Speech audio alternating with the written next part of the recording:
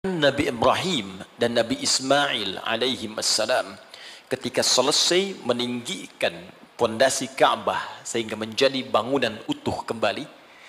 Pernah terangkan juga di sini, masih ingat bahwa Ka'bah itu redaksi Al-Qur'annya bukan manusia yang bangun, tapi dibangunkan untuk manusia.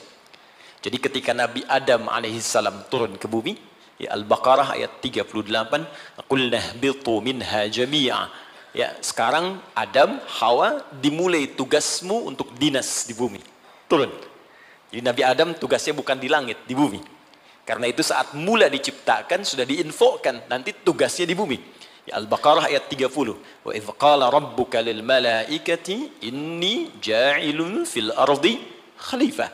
Ya, ketika Rabbu Muhammad sallallahu alaihi wasallam berfirman menginfokan pada seluruh malaikat dan sebagian jin yang ada pada saat itu bahwa aku akan menugaskan makhluk bukan malaikat, ya, bukan malaikat, bukan pula jin untuk menjadi pemakmur bumi yang menghidupkan suasana kehidupan di bumi.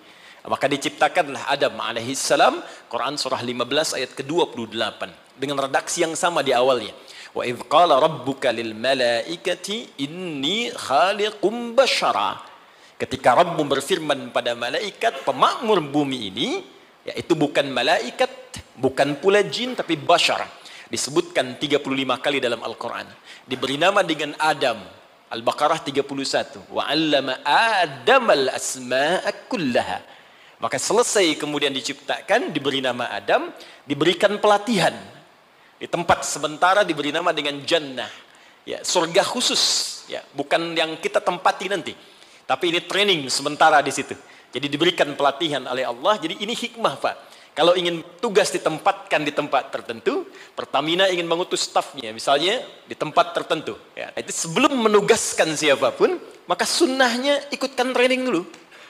Pelatihan dulu.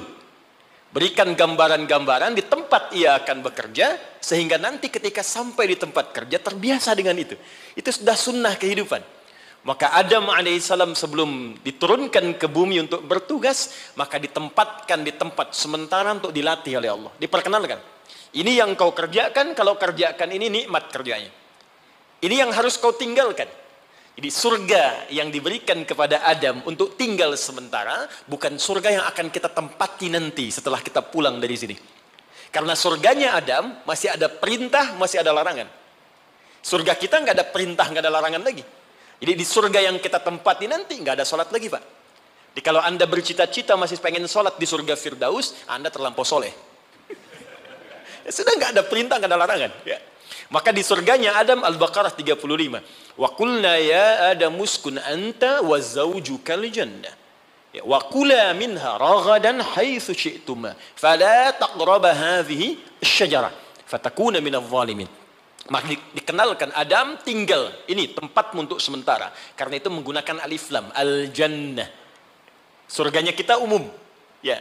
Ya, Al-Baqarah ayat 25 itu wabasyiril ladzina amanu wa 'amilus solihati anna lahum jannatin. Ya, tidak menggunakan alif lam dan ujungnya dijamakkan bentuknya. Untuk menunjukkan surga kita bukan yang pernah ditempati Adam sebelumnya. Secara singkat diturunkan ke bumi untuk beraktivitas.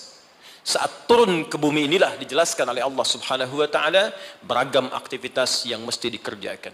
Tapi yang paling menarik dipesankan oleh Allah, sepanjang beraktivitas di bumi perbanyak perbuatan baik sebagai bekal untuk pulang kembali menuju surga yang telah Allah siapkan berikutnya.